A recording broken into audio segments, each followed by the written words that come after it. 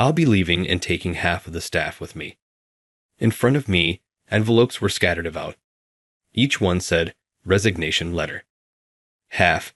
That implies Derek must have discarded 30 letters of resignation.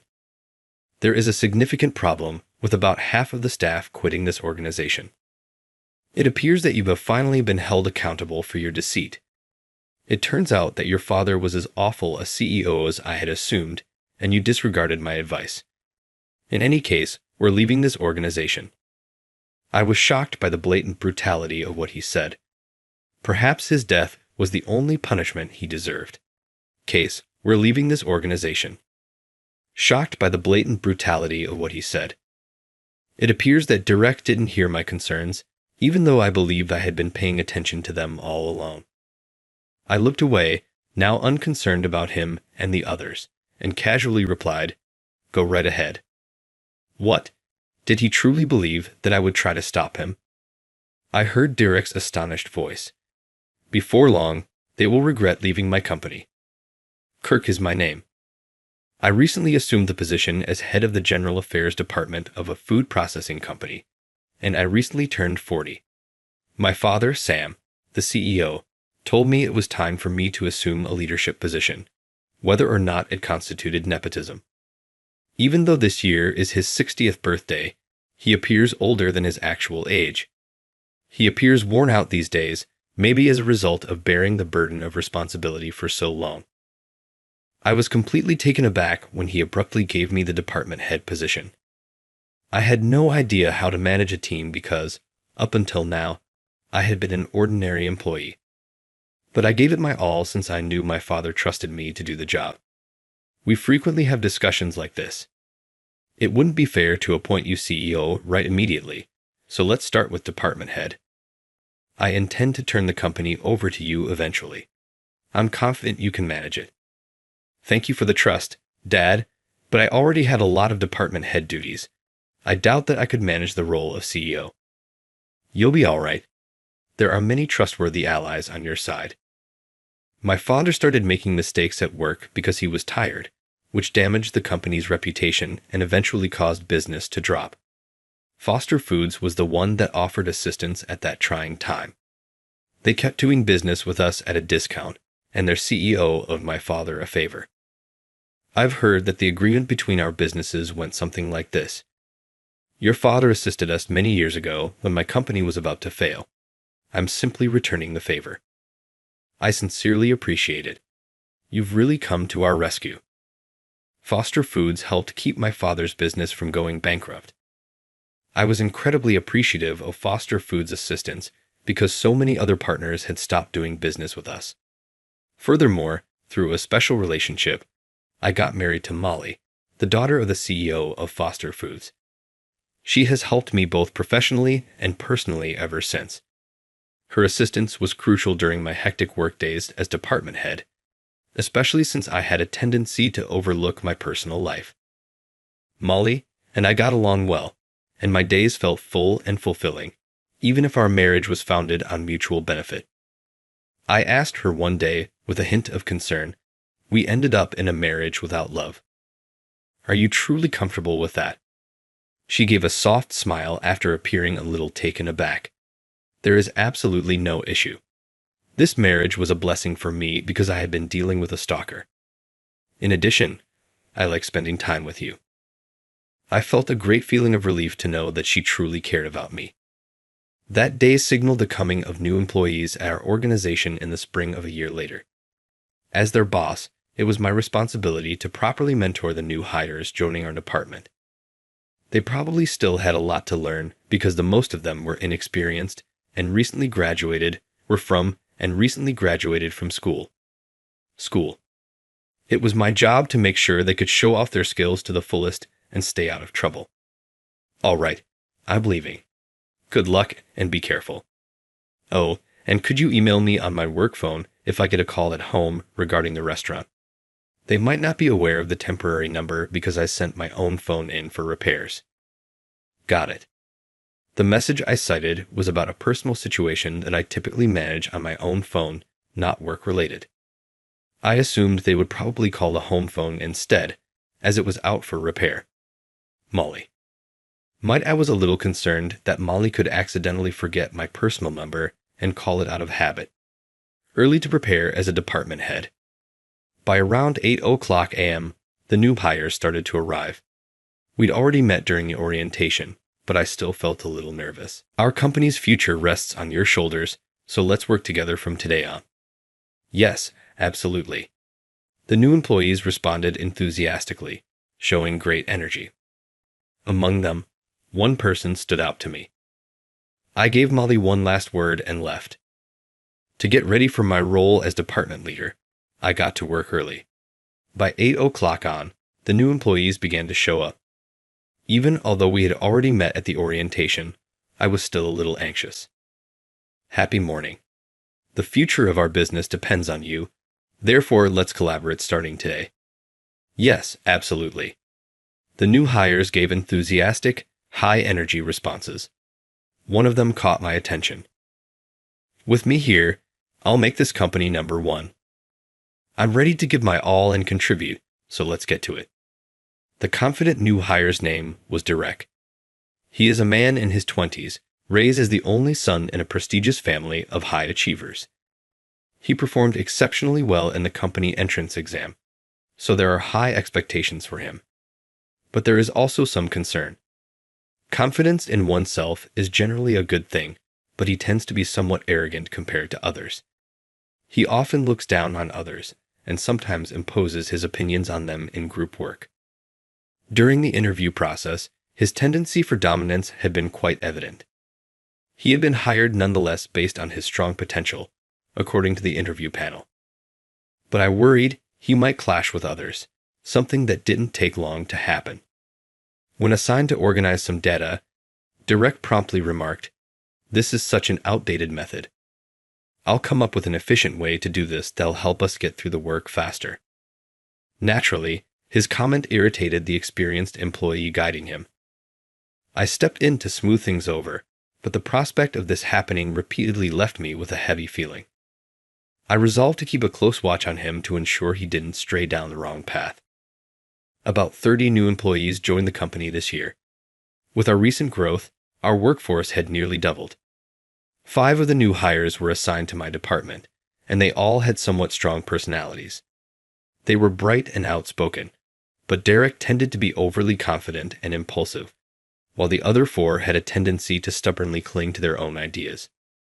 Once they decided something was right, they'd stick with it, so I had to be careful when teaching them the ropes. After all, if they picked up the wrong habits, it would be tough to correct them later. Some employees are simply more challenging to train. Though I've only been in this role for a year, I can't help but respect the other department heads who deal with this every day. This method is actually better in this case. It may seem cumbersome at first, but it's reliable. Really, to me, it feels like a waste of time. I think my way would be more efficient.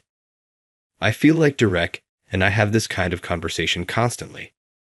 Derek, with his sharp mind, always comes up with methods that cater to highly skilled workers, but not everyone operates that way. The standard methods exist for a reason. However, no matter how much I explained, Derek seemed unwilling to listen, and his gaze grew colder with each passing day. The constant strain from this situation wore on me mentally. Even if I wasn't physically exhausted, it became apparent enough that even Molly noticed my fatigue. "It seems like you've had a rough day." Molly greeted me at the door, offering a sympathetic smile as she noticed the exhaustion on my face. Before we got married, Molly had worked as the daughter of a company president, but now she took care of everything at home as a full-time homemaker. After enjoying the meal she had prepared, I shared with her the events that had taken place during the day. Molly, who had been listening quietly, suddenly remarked, "Come to think of it," as she recalled something from the past. When I was working, there was a manager who stalked me, and he had the same last name. He had a son named Derek, if I remember correctly. Really? I was surprised to hear her mention someone with the same name as Derek, the new hire in my department. Looking uneasy, Molly rubbed her arm and continued, "He was relentless. I even lied about having someone I liked, but he kept asking me out.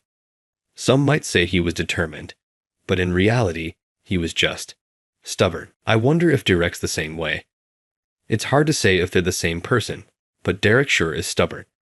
He rarely budges on his opinions, and it's exhausting dealing with him every day. Not knowing how to handle Derek's challenging personality, I felt overwhelmed.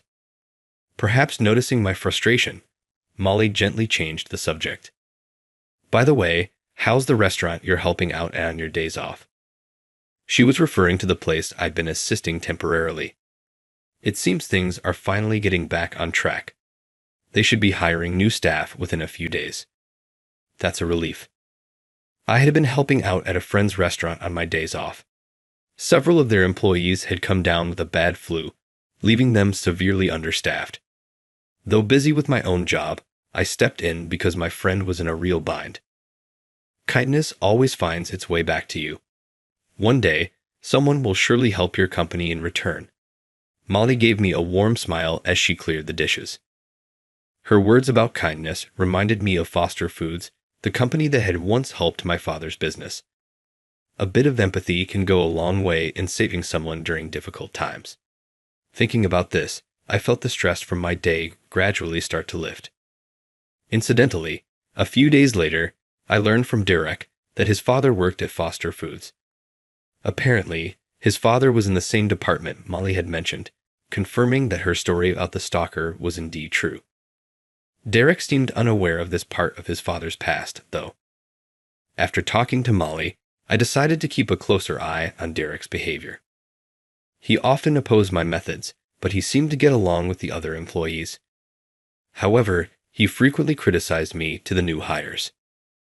Kirk's methods are such a hassle. Can you believe we're stuck with him as our manager? My way would obviously work better than these outdated techniques. Yeah, you're totally right, Derek. I can't believe Kirk won't acknowledge Derek's methods. He's just narrow-minded. Derek had been rallying the new employees, pointing out what he considered to be my flaws. He even complained to my father, the CEO. The head of our department is awful. You've got to hear this. You seem to have a lot to say about my son lately. More complaints, I take it. Yes, he never listens to my ideas. Because of that, I ended up causing trouble for my father. When he called out of concern, I was filled with a deep sense of guilt. Derek's problematic behavior would likely need to be addressed as soon as possible. At the time, I was prepared to let things go if Derek was willing to apologize. Everyone makes mistakes, and I didn't want to be the kind of manager who dismisses someone without giving them a chance to improve. But then, a few months after the new hires joined, an incident occurred. It was during lunch break. Unexpectedly, Molly visited the office, braving the summer heat. She had come to check on me, knowing I'd been extremely busy lately. Here, I brought you some ice cream. I remember you like mint chocolate chip, right? I got 10, so please share them with the team. Thank you, this really helps. But are you sure you're okay?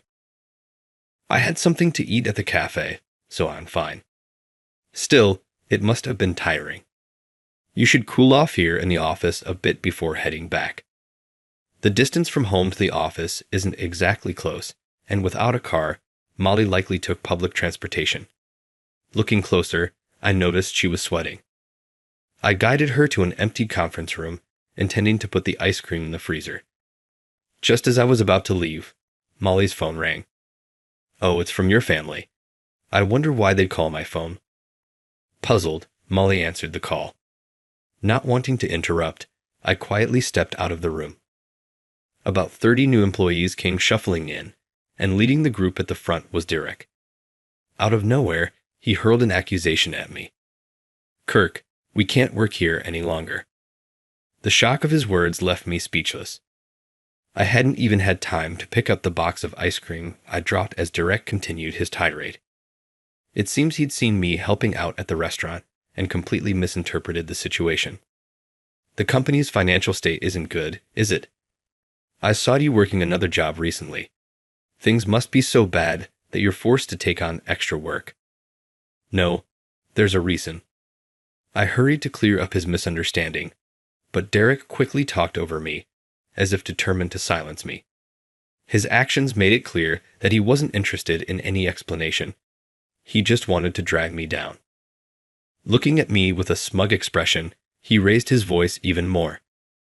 On top of that, I heard you're in a loveless marriage and have been forcing other companies into deals to keep us afloat. My father told me everything. If that's what it takes to keep this company running, then there's no future here. Derek's father is a manager at Foster Foods, so it's possible he'd have access to certain details about our company. I don't know the exact power dynamic within that company, but given his past of stalking Molly, he might have done some digging himself. It wasn't surprising that Derek's father seemed well informed about things on our side. The other new hires nodded along in agreement, following Derek's lead as he condemned me. At that moment, another issue surfaced. Molly emerged from the conference room, her face pale. She walked up to me and whispered, "Your father collapsed. He was taken to the hospital, but he didn't make it." "What?" "Your mother thought you wouldn't be able to stay calm if she told you herself, so she called me instead." The sudden news hit me hard, and I sank to my knees as my vision went dark. The only thing keeping me grounded was the feeling of Molly's hand gently comforting me. "Your father's last words were that he wanted you to take over the company. According to your mother, he'd been suffering from overwork for a while. He collapsed while handling work outside the office." Even Derek and his followers went silent in the face of this news, but Derek wasn't done yet. He turned to the other employees and addressed them. "I feel for him, but we need to think about our own futures. If someone like him becomes CEO, then this company has no future. Don't you all agree?" "Yeah, Derek's right. We can't make a living if we stay here." Encouraging the uncertain employees, Derek turned back to me, his voice resolute as he threw something down in my direction. "We're leaving and taking half the staff with us." A flurry of envelopes scattered in front of me. Each was marked resignation letter. Half, that meant Derek had thrown down 30 resignation letters. Losing almost half of the company's workforce would be a severe blow. "It seems like karma has finally caught up with you for deceiving us. You ignored my advice, and your father was no better. Maybe his passing was simply the punishment he deserved. We're leaving this company, and there's nothing you can do about it." I tried to face Derek seriously, but clearly, none of it had reached him. No longer caring to respond sincerely, I gave a dismissive answer and turned my back on them. "Go right ahead." "Ha. Did Derek actually expect me to try to stop him?" His baffled expression was almost comical. "Don't pretend you're not worried. I know you're panicking on the inside." Looking skeptical, Derek said this before leading the 30 employees out of the building. It appeared he hadn't been bluffing. When I checked the resignation letters he'd thrown down, I saw that each one was properly signed. But they'd come to regret this decision soon enough. No, I'd make sure of it. I'd work hard as CEO, prove myself, and show everyone, including those who left, what they missed out on. With renewed determination, I reached for the box of ice cream that had been left behind. The time spent had caused it to melt, and sticky liquid was already seeping through the cracks in the box. Several months later, since Derek and the others had left, I'd been working alongside new employees. There were moments when I'd worried about the company's future, but things were going well. Our work was steady, and our client list was growing. Molly constantly reminded me not to overwork myself like my father had, so I reached out to various people for help. I even asked former employees to return, brought in help from a friend who owned a restaurant, and relied on every connection I had. Thanks to those efforts, the company entrusted to me by my father continued to thrive, with a major business deal underway. The company's future was looking secure. One day, the former new hires returned to the office, looking visibly uncomfortable. They bowed their heads in apology one after another. "We're sorry. Is there any chance we could take back our resignations?" The company we were supposed to join suddenly told us they didn't know who we were. It was Foster Foods. Most of those who resigned planned to join Foster Foods. This was something they casually mentioned when they were leaving the company, but since Foster Foods had a close relationship with me, they hadn't accepted those who'd chosen to abandon my company. Derek should have been aware of this, but he likely kept it to himself, prioritizing his desire to harm my reputation over being honest with the others. Those who left, thinking Foster Foods was waiting for them, had been played by Derek's manipulations. "We're truly sorry. Could you possibly take us back, please?" Among those apologizing, one person stood out, looking particularly uneasy. It was Derek, but unlike the others, his expression wasn't one of apology. He was glaring at me with unmistakable resentment. Derek was clearly hostile. "Your performance in our interview was poor, Derek, but I understood that as new graduates you'd have your weaknesses, and I hired you despite them. Other companies simply weren't as forgiving." "No, that can't be." Derek's face twisted in disbelief, and he muttered, "This has to be a lie," before storming toward me. "Hey, you must have done something. This is all your fault, isn't it?" I quietly stepped aside to avoid him and turned my attention to the others who continued to apologize. "Are you all serious about making a fresh start here?" "Yes, we've come back to make up for our mistakes. After seeing how other companies operate, we realized this was the best place for us. People make mistakes. I didn't hold it against them for getting the wrong idea. That was human nature. But spreading unverified information is a fact. That was unacceptable. Do you understand what went wrong?" "Yes. We now know you were only helping out a friend's restaurant. We've looked into everything Derek told us since then. We can't believe how foolish we were at the time. If they truly intended to reflect and start over, I wasn't about to deny them a second chance. I'd addressed the apologetic new hires. I'll conduct another interview, so come to the office at the time I'll be providing shortly." Relief washed over their faces as they thanked me, visibly grateful. But as for Derek, I had nothing to offer him. It wasn't just that he left the company. I couldn't forgive the way he insulted my father. Finally, I turned my gaze toward him. "Derek, during your time here, you often spoke disparagingly of me as your manager, and your insults toward my father cannot be overlooked. I won't tolerate anyone who disturbs the workplace atmosphere and manipulates their peers." Derek shot me a fierce glare, then turned his back. "I'd never work under you again. Anyway, but mark my words, I'll get my revenge." With that, he walked out. I didn't know what he might be plotting, but for the sake of my company and employees, I resolved to stay vigilant. Despite the lingering worry over Derek, I threw myself into work. We had several big projects underway, including a major business deal and a new product launch. By the time I got home, it was usually around midnight. But even at that hour, Molly would be up, waiting to greet me. I can't thank her enough for reheating dinner and preparing a warm bath for me. I decided to ask her something that had been on my mind for a while.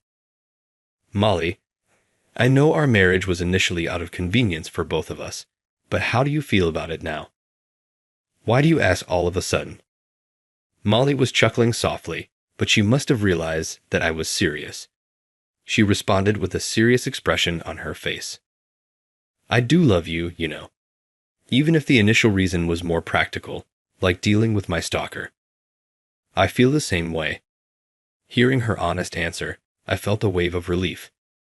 Looking at her warm smile, I felt my heart ease. I realized I'd felt this way soon after our marriage. If I'd shared my feelings back then, I wouldn't have had to carry around this uncertainty. Now that we know we're on the same page, how about we take a trip somewhere together? Sure. Where should we go? Why don't you choose? I'm not very good at this sort of thing. Having something to look forward to would motivate me even more with work.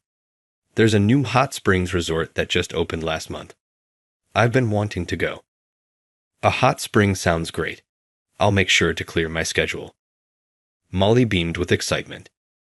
And there's a popular restaurant nearby that's tough to book. Let's try it while we're there. We ended up talking about our trip plans until dawn. 3 years passed since that day. Derek never returned to my company, but his name started circulating within the industry. It seems that Derek has gone ahead and started a new company. His company is rapidly growing and making a strong impact in our industry. Then one day, he suddenly approached my company with a business proposal. He wanted to sell us essential seasoning ingredients for processed foods at exorbitant prices. Naturally, the sales team, knowing the history, turned him down. But Derek was relentless. He continued contacting the sales team under various pretenses, disrupting their work. Apparently, he often argued with our salespeople, saying, "Why won't you agree to a deal? I'm going out of my way to reach out here. Sure, it might be a bit pricey, but this is from a famous company." I heard he even came close to physically intimidating one of our employees. At first, I thought he was just trying to waste our time and hinder our operations, but it seemed I'd misjudged his intentions. When I met with him at his office, he confidently explained his reasoning. "My company is about to become number one in this industry. If you think about it, the smart move is to partner with me now. Isn't that obvious? The food industry is buzzing about my company. Once I'm on top, it'll prove I was right all along." It seemed clear that he wasn't just trying to pull us down. He genuinely wanted to assert his superiority over my company. And above all, he still couldn't bring himself to acknowledge his own mistakes. It would have been ideal to secure a deal with such a promising company, but I turned it down. The reason was that the employees at his company looked completely lifeless. Watching them walk down the hallways with pale faces and blank expressions, I realized this company had no future. As it turned out, my intuition was right. Derek's rapidly growing company hit a major decline. At one point, one by one, employees started quitting, and the business couldn't stay afloat. Apparently, Derek's approach was extremely forceful, and he was making his employees work to the breaking point. Former employees now working elsewhere mentioned that working there felt like being in a black company, a term for toxic workplaces. Nobody could keep up with the endless hours Derek demanded, and eventually, they all left. Now, his company is on the brink of bankruptcy. However, it seems Derek couldn't understand why this was happening. He even went to the homes of those who left, trying to persuade them to come back. Despite his efforts, not a single person returned. Then one day, I happened to run into Derek, wandering aimlessly through town, so I decided to have a talk with him. "Derek, can we talk for a bit?" "What? Did you just come here to mock me?" "Not at all. Let's sit in that nearby park and talk." We walked over to a park bench and sat down.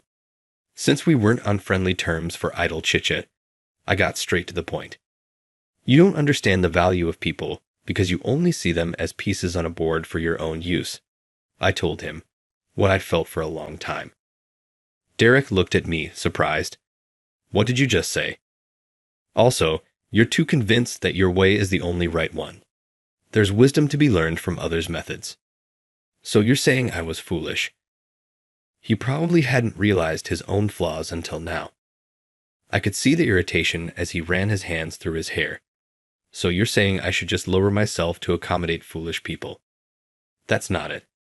It means you should respect other people's ways and not force your own approach on everyone. Not everyone has the same abilities. So basically, you're saying my failure is my own fault." With a self-deprecating tone, Derek muttered that he should have paused to reflect before things got to this point. But because he couldn't recognize his own shortcomings, this was the result. Looking downcast, Derek murmured quietly, "Why did you even bother talking to me?" "Because you're still young. You can start over. It would be a waste to let this be the end." After a brief moment of thought, Derek wiped his eyes and stood up. "I shouldn't be sitting here. I need to get back and turn things around." Seeing a hint of life back in his expression, I simply nodded. "I'm glad to hear that." I hoped my words had given him a little bit of encouragement. Afterward, Derek seemed to struggle quite a bit, but he changed his attitude, hired new employees, and managed to avoid bankruptcy. He even visited my company with a box of sweets to apologize. Back then, I was wrong to deceive people and quit for my own gain. I'm truly sorry. At first, the former employees who joined my company were angry, but most of them have now forgiven him. I think Derek will be fine now. He should be able to work while genuinely caring for his employees. I hope he builds a good company from here on. As for me, with things at my company calming down, I decided to go on a date with Molly. We'd lived without really speaking honestly with each other, so there's a lot I want to discuss. The day before our date, as I finished work early to head home, the employees called out to me. Good luck on your date with your wife tomorrow. Thank you for all your hard work. Enjoy yourselves. Thank you all for your help too. Make sure you all take breaks when you need them. It's easy to grow arrogant when you're in a position of power, but I resolve to keep myself grounded and always value my employees. With that thought in mind, I set off, feeling excited for my date with Molly.